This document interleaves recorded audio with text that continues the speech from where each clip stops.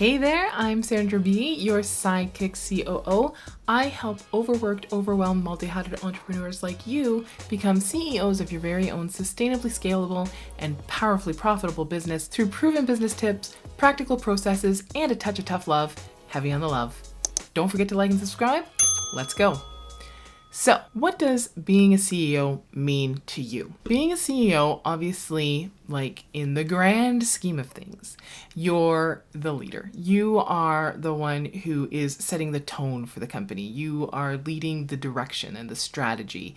You're making sure that you're leading by example and you're following the processes and procedures that the company has laid out. You're being the person responsible overall for the health and well-being of the company. Being the CEO of your own business, to me, means that you are deciding what your role is going to be. And then you are setting the strategic plan for your company, and you are finding people and delegating work to them. As the CEO for your business, you should not be the person doing all of the things. If you are a baker and you decided to open a bakery and all you want to do is bake, that is fantastic. As the CEO for the company, you can be the baker. You can choose to do that thing. But that does mean you have to find somebody else to be your COO, your chief of operations, somebody else to come in and handle all of those other less sexy tasks, things that you don't really want to do. You want to be baking, you want to get your hands in that dough, but you don't necessarily want to have your brain in all of the numbers or deal with the employees or be the one that's like coming up with all of the plans and marketing and all of that stuff. And that is totally fine. You do not have to do all that stuff. You might have to do it for a little while until you have enough money to hire out. But in the grand scheme of things, as you move up, as you scale your business, you do not have to do anything in your business that you don't want to do. You can hire somebody to do all of the roles pretty much that you don't want to do. But you are the business owner. So as the CEO, you need to take responsibility for the health and well-being of your company.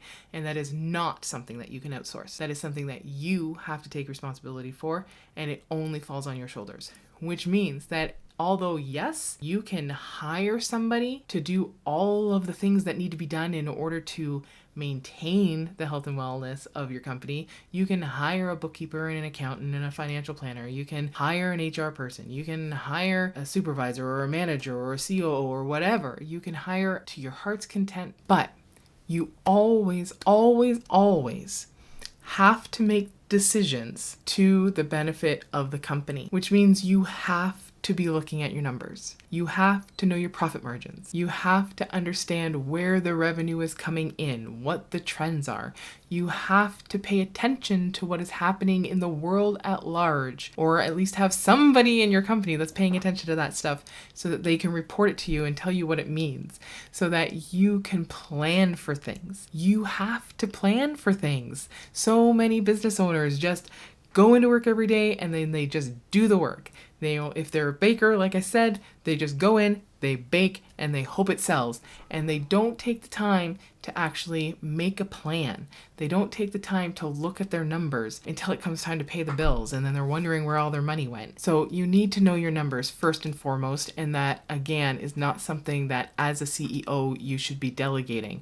You can delegate it to somebody to help you come up with the numbers. You can have somebody else find the numbers for you and analyze them and report back to you, but you need to be aware of what those numbers are, and you need to understand them as much as possible. So to me, that's what being a CEO is. It doesn't really matter what you do day to day, what you choose to do day to day, and what you choose to delegate.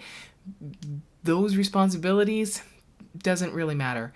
Overall, as a CEO, though, you are responsible for the health and well-being of your company. You're fiscally responsible to your company to make sure that it turns a profit, or at least has a plan for turning a profit within X years, that you know what's going to happen, and you need to be paying attention to those things. And that's what being a CEO is. There's always something as a CEO that you can't delegate, and that is the biggest one. Well, make sure to like and subscribe so that you don't miss the next session. And while you're at it, why not share this video with another fellow entrepreneur that needs to hear it? If you have any struggles in your business, please tell me about them in the comments below. And don't forget that together we thrive. Take care.